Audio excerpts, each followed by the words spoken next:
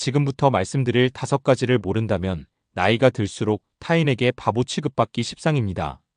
혹시 지금 구독과 좋아요 누르지 않으셨다면 30초 안에 완료해 주시면 이 영상이 더욱 많은 분들께 전달될 수 있습니다. 오늘 우리는 어떻게 하면 나이가 들어서도 존경받고 품위 있는 삶을 유지할 수 있을지에 대해 심도 깊은 이야기를 나누고자 합니다. 노년의 지혜와 품격 함께 찾아보시죠.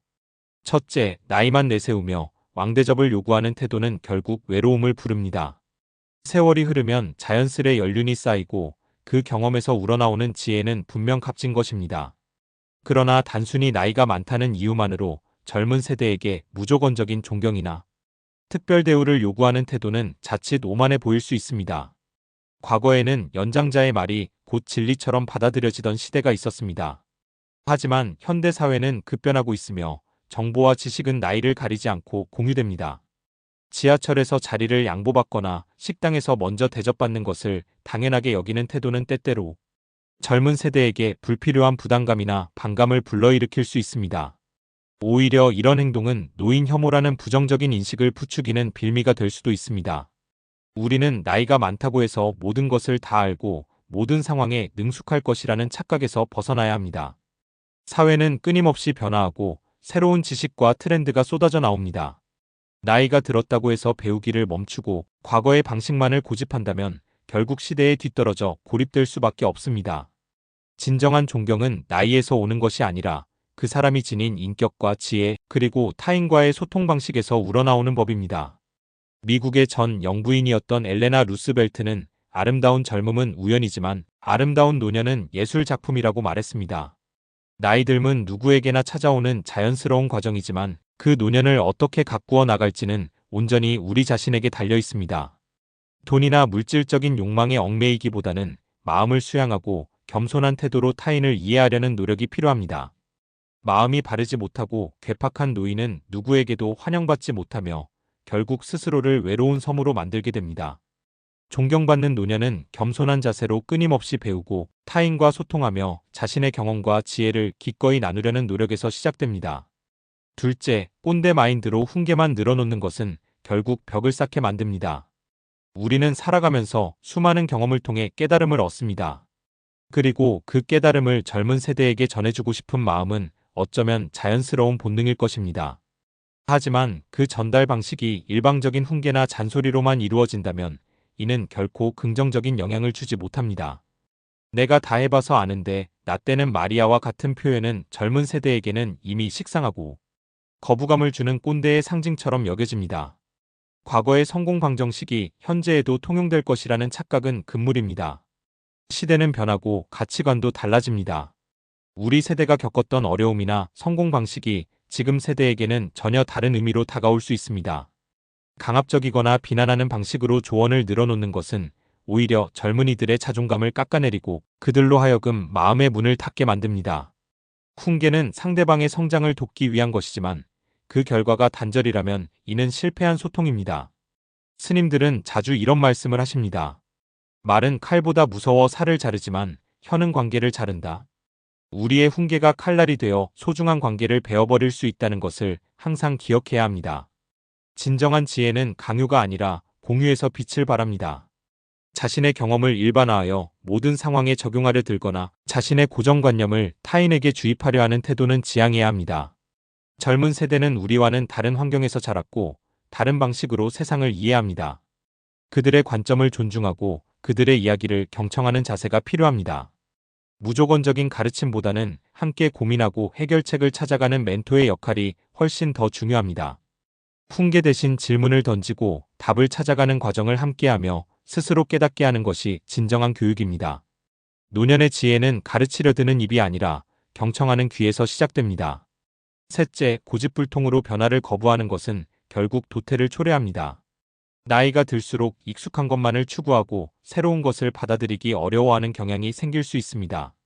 이는 인간 본연의 특성이기도 하지만 급변하는 현대 사회에서는 이러한 태도가 자칫 우리를 고립시키고 도태시키는 결과를 낳을 수 있습니다. 스마트폰 사용법을 배우기 싫어하거나 키오스크 주문을 어려워하며 짜증을 내는 모습은 주변 사람들에게 불편함을 줄 뿐만 아니라 스스로를 무능하게 보이게 만들 수 있습니다. 새로운 기술이나 문화는 세대 간의 소통을 위한 중요한 도구이자 우리가 삶을 더욱 편리하고 풍요롭게 살아갈 수 있도록 돕는 기회입니다. 나는 원래 그래 이 나이에 뭘 배워와 같은 말들은 스스로를 변화의 흐름에서 제외시키는 자기 선언과 다름없습니다. 이러한 고집은 결국 사회와의 단절을 가져오고 타인에게는 시대에 뒤떨어진 사람이라는 인상을 심어줄 수 있습니다. 스님들은 자주 변화는 곧 성장이라고 말씀하십니다. 물이 고이면 썩듯이 우리 삶도 끊임없이 흐르지 않으면 멈추고 퇴보하게 됩니다. 유연한 사고방식과 열린 마음으로 새로운 것을 배우고 도전하는 자세는 나이와 상관없이 우리 삶을 활력 있게 만드는 원동력이 됩니다. 디지털 기기 사용법을 익히거나 새로운 취미를 배우고 온라인 커뮤니티에 참여하는 등 작은 시도들이 큰 변화를 가져올 수 있습니다. 세상은 빠르게 변화하고 있지만 그 변화 속에서 새로운 재미와 배움을 찾아 나선다면 노년은 더 이상 멈춤이 아닌 새로운 시작이 될 수 있습니다. 넷째, 자신의 과거에만 매몰되어 현재를 놓치는 것은 결국 후회를 남깁니다. 우리는 과거의 경험을 통해 현재를 이해하고 미래를 설계합니다. 하지만 과거의 영광이나 아쉬움에만 갇혀 현재의 삶을 제대로 마주하지 못한다면 이는 매우 안타까운 일이 될 것입니다. 왕년에 내가 말이야 하며 과거의 성공을 끊임없이 늘어놓거나 그때 그랬더라면 하고 지나간 후회에만 매달리는 모습은 주변 사람들에게 피로감을 줄 수 있습니다. 과거는 이미 지나간 시간이며 미래는 아직 오지 않은 시간입니다. 우리가 유일하게 살아갈 수 있는 시간은 바로 지금 여기입니다.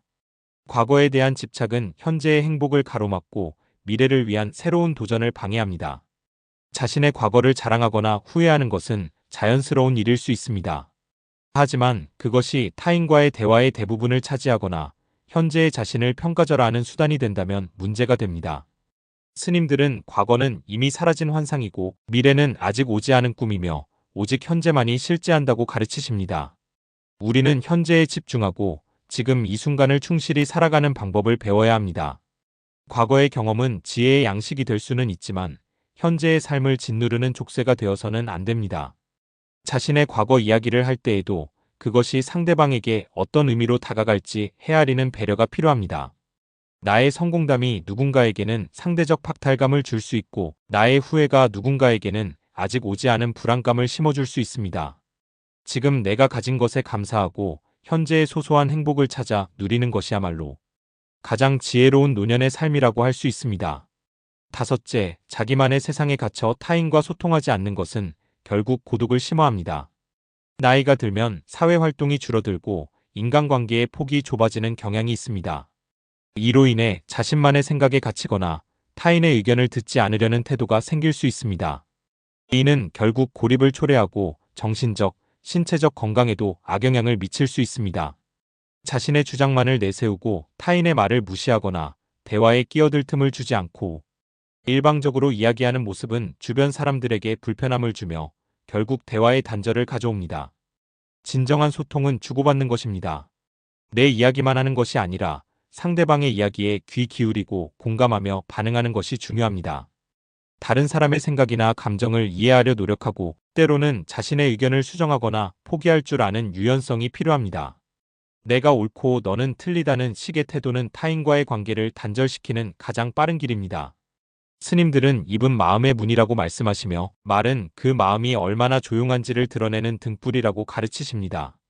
우리의 말이 타인의 마음을 비추는 등불이 되기 위해서는 먼저 우리 마음속의 소란을 잠재워야 합니다.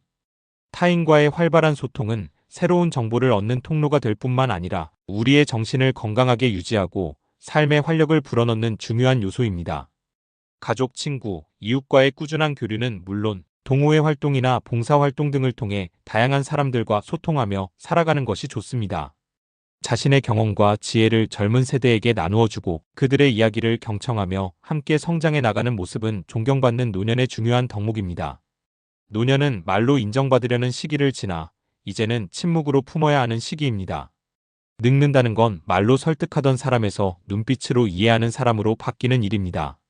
오늘 우리가 함께 나눈 5가지 이야기는 어쩌면 우리 모두에게 던지는 질문일 것입니다. 나이가 들어서도 존경받고 품위 있는 삶을 살기 위해서는 어떤 태도를 가져야 할까요? 여러분은 이 5가지 중 어떤 부분에 가장 공감하시나요? 또는 여러분만의 노년 지혜가 있다면 댓글로 함께 나누어 주세요. 여러분의 소중한 의견을 기다립니다.